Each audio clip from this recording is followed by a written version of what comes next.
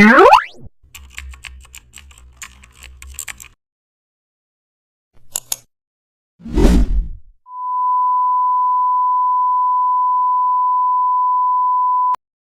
back to the channel, and don't forget to like, share and subscribe for more updates. Today we are diving into an exciting tutorial: how to create transparent button borders. Draw a rounded rectangle with the shape tool.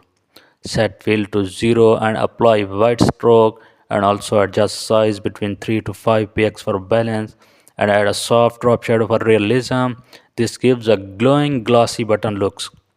Change stroke color for theme variations and add subtle gradient on the background.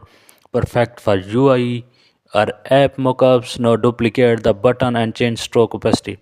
You can get an inactive state version 2 combined with text for CTA button. Keep your design consistent by saving styles. And